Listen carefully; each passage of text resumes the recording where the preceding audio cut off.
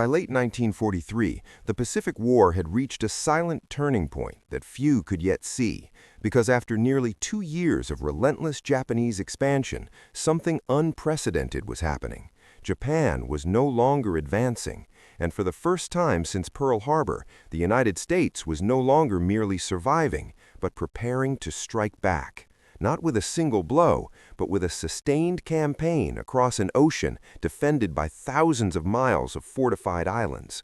And while General Douglas MacArthur pushed Japanese forces away from Australia through New Guinea and the Solomons, a far more dangerous plan was taking shape under Admiral Chester Nimitz, because the U.S. Navy, transformed by the industrial might of American shipyards and hardened by victories at Midway and the Coral Sea, was ready to abandon cautious maneuvering and begin a direct assault across the Central Pacific. Yet Japan understood this shift too, and knowing it could never match American production, Japanese planners constructed a vast national defense zone, a wall of steel anchored on island chains like the Marshalls, Carolines, and Gilberts, which they called unsinkable aircraft carriers, believing that if the Americans attacked these islands, the defenders would bleed them white on the beaches before Japanese air and naval forces struck from powerful bases like Truk and Rabaul.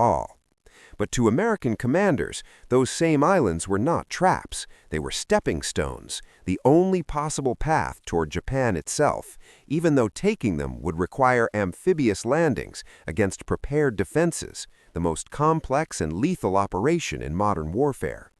And planning alone was explosive because the operation placed 2 volatile personalities at its center, Admiral Kelly Turner and Marine General Howling Mad Smith, both brilliant, both notorious, both convinced the other was the greatest obstacle to victory. And while officers recalled shouting matches and bitter complaints, a fragile compromise emerged in which Turner would command until troops landed and Smith would take over ashore, a system that would soon be tested in the worst possible way. Because the first major target of this strategy was the Gilbert Islands, and among them a tiny strip of coral sand called Betio, part of the Tarawa Atoll, an island so small it was shorter than New York's Central Park, barely 3.5 kilometers long and only a few hundred meters wide, its highest point rising less than 3 meters above sea level, yet packed with nearly 5,000 Japanese troops, most of them elite naval infantry.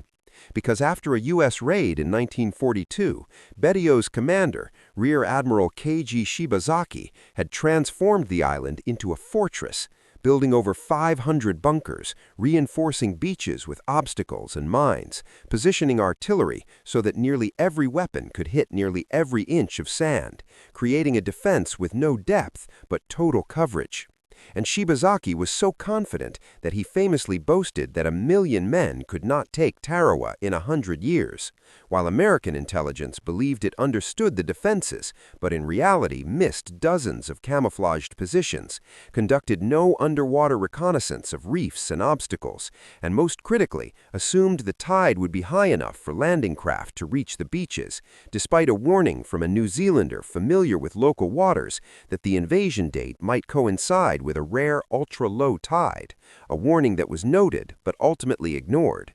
And so, before dawn on November 20th, 1943, American battleships opened fire, unleashing a 3-hour bombardment that seemed apocalyptic to the Marines waiting offshore, as fires burned from one end of Betio to the other, and men watched, convinced that nothing alive could possibly survive such destruction.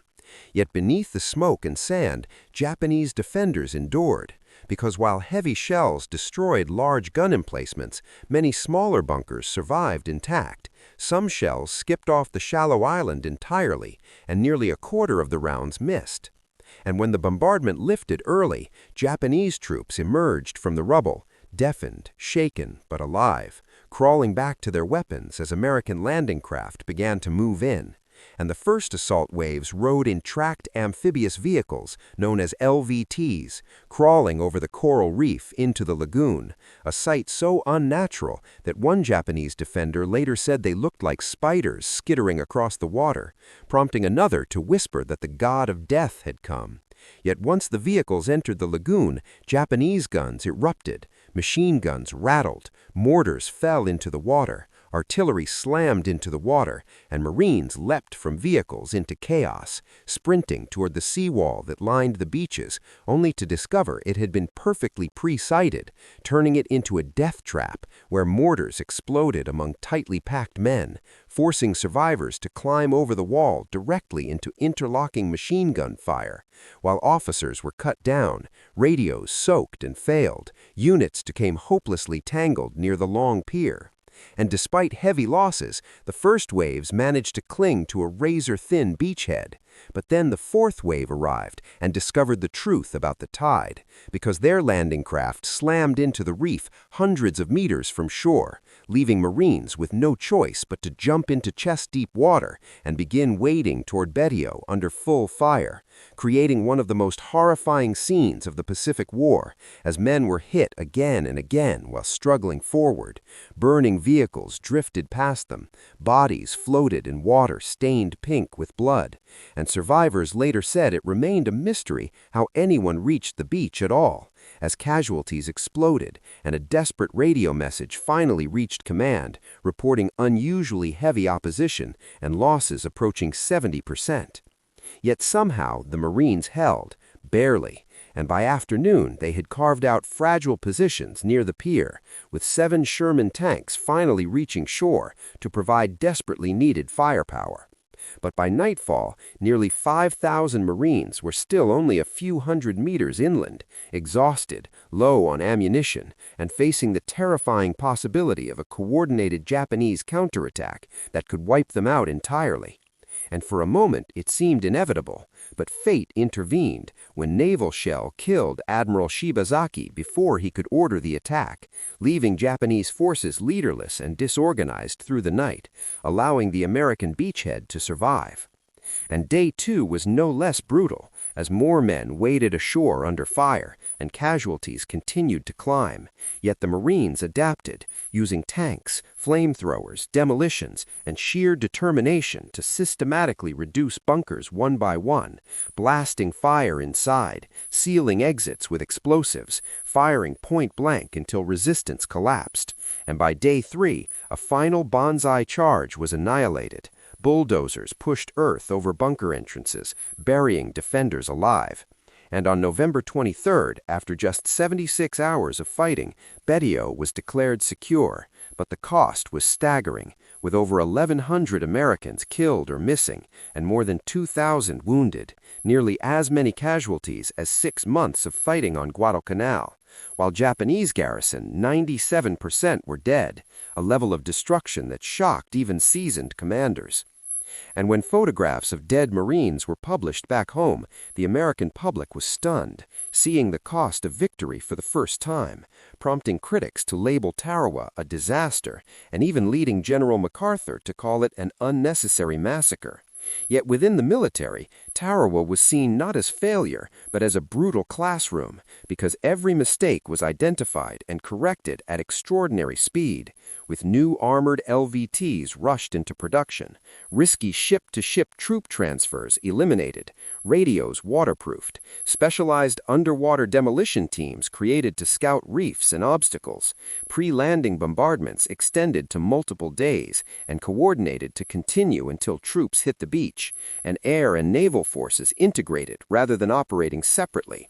Changes that were implemented so quickly that by January 1944, the new doctrine was already being tested in the Marshall Islands, where landings at Kwajalein, Roy Namur, and Eniwak showed a dramatic difference as bombardments shattered defenses, Marines landed against disorganized resistance, and while fighting remained fierce, there was no repeat of Tarawa's slaughter, leading one officer to remark that never in history had so much firepower been thrown by so many at so few. And although these campaigns were not bloodless, with hundreds of Americans killed, they proved that the United States had learned how to cross defended beaches, marking a psychological and operational transformation of the Pacific War. Because before Tarawa, the U.S. military was still learning how to fight this kind of war, but after Tarawa, it understood how to win it, even though bloodier battles still lay ahead at Saipan, Iwo Jima, and Okinawa. and Japanese commanders themselves recognized the shift, abandoning beach defense in favor of deeper attritional strategies designed to bleed American forces at horrific cost. Yet Tarawa remained the moment when everything changed, when doctrine, technology, leadership, and public understanding collided in 76 hours of unimaginable violence, proving that victory in the Pacific would not come quickly or cheaply, but island by island, bunker by bunker, paid for in blood, and that the final phase of the Pacific War had truly begun.